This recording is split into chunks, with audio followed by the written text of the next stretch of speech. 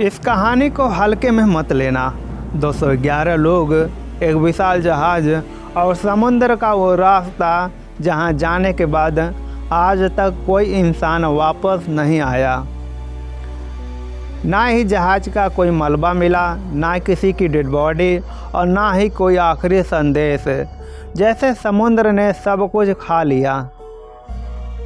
और इस कहानी का एक हिस्सा ऐसा है जिसे आज तक कोई समझ नहीं पाया।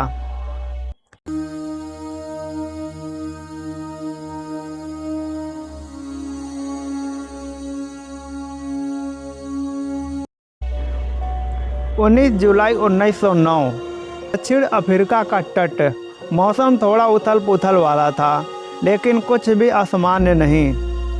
एसएस वार्ता, एक नया शानदार यात्री जहाज जिसे टाइटैनिक ऑफ द साउथ कहा जाता था, क्योंकि यह बेहद लग्जरी और भारी भरकम था। उस दिन जहाज 211 लोगों के साथ डरबन से केप टाउन की ओर जा रहा था, लेकिन किसी को नहीं पता था कि यह इस जहाज का आखिरी सफ़र होने वाला है। एसएस वार्ता को आखिरी बार एक और जहाज ने देखा था, कबीले मैकटायर ने।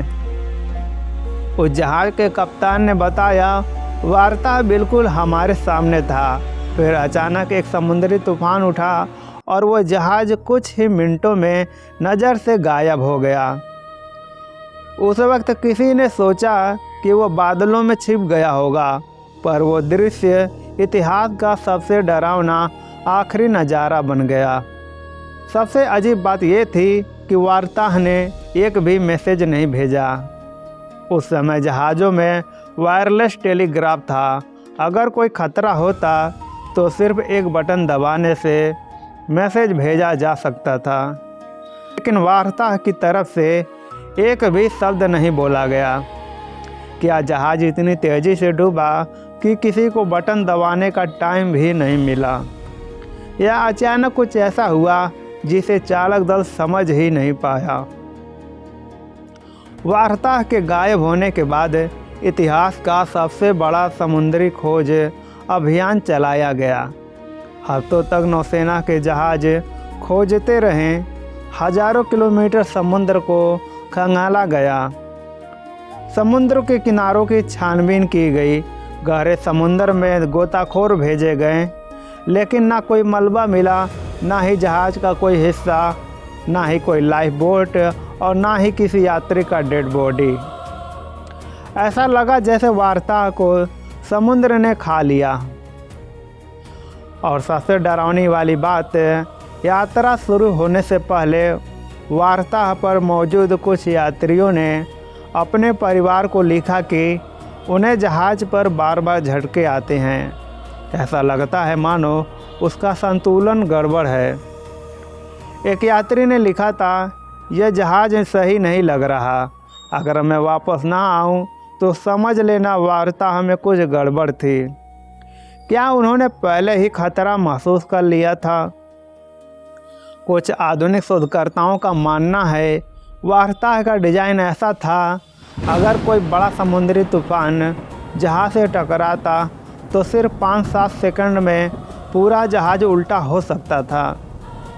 और अगर ऐसा हुआ होगा तो जहाज़, लोग और सामान सब कुछ सीधे समुद्र की गहराइयों में एक साथ समा गया होगा। एक पल भी मैसेज भेजने को नहीं मिला। इस केस को और डरावने वाली बात है, 19 साल बाद 1928 में एक रेडियो ऑपरेटर ने समुद्र के उसी इलाके से एक अजीब आपातकाल संदेश पकड़ने की बात कही। मैसेज में सिर्फ इतना था, वार्ता हेल्प, वार्ता हेल्प। लेकिन उस इलाके की जांच करने पर वहां कुछ भी नहीं मिला।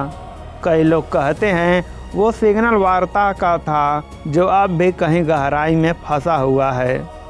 साल 1999 से लेकर 2020 तक दर्जनों खोजी टीमों ने वार्ता को ढूंढने की कोशिश की। सबसे आधुनिक सोनार और मैग्नेट स्कैनर तक इस्तेमाल किए गए, पर नतीजा कुछ भी नहीं मिला। आज भी वार्ता इतिहास का सबसे रहस्यमय खोया हुआ जहाज़ है। आज 115 साल बाद भी वार्ता का एक भी टुकड़ा नहीं मिला। ऐसा लगता है मानो समुद्र ने उस जहाज़ को अपने अंदर हमेशा के लिए बंद कर लिया। आपको क्या लगता है वार्ता के साथ क्या हुआ होगा? किसी समुद्री तूफान से टक्कर, या डिज़ाइन की गलती, या कुछ ऐसा जिसे विज्ञान आज तक समझ नहीं पाया? आप अपने विचार कमेंट बॉक्स में ज़रूर लिखें।